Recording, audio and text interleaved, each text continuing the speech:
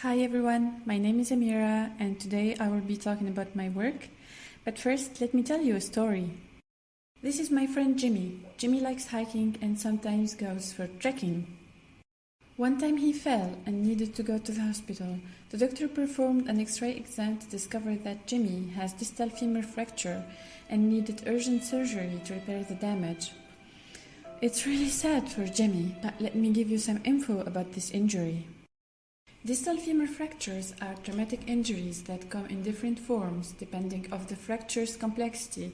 It varies as the bone can break straight or into many pieces. It occurs to younger subjects caused by high energy injuries and elderly people because they have poor bone quality.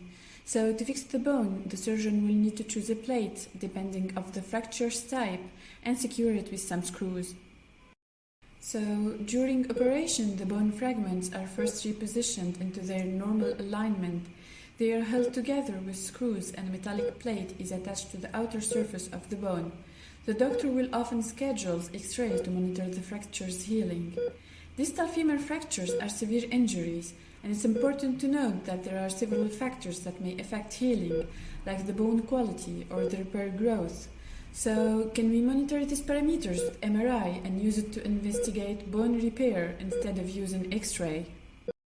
That's how the idea behind my work started. This will help doctors decide when to design a rehabilitation plan to prevent more muscle loss.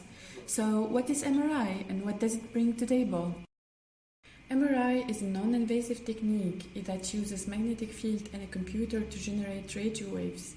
It features 3D imaging in high spatial resolution.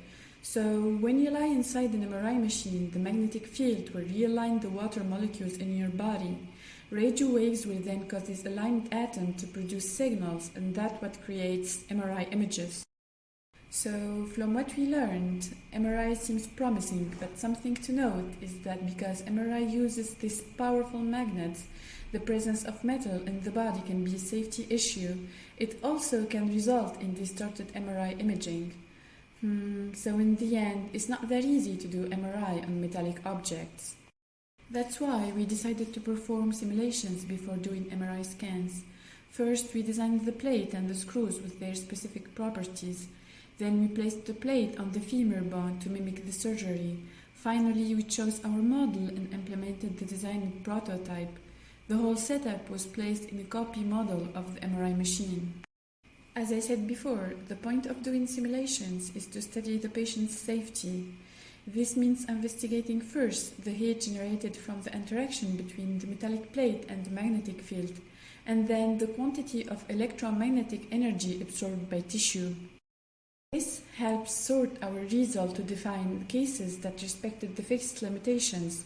To conclude, our study defines the worst case scenario to avoid when doing MRI scans and having this kind of injury. Hi again, I'm Amira. I'm a PhD student in ISMRM and Finalist Institute in Marseille. If you have any question about my work, please send me an email or come and see me at the ISMRM meeting this year in London. Thank you.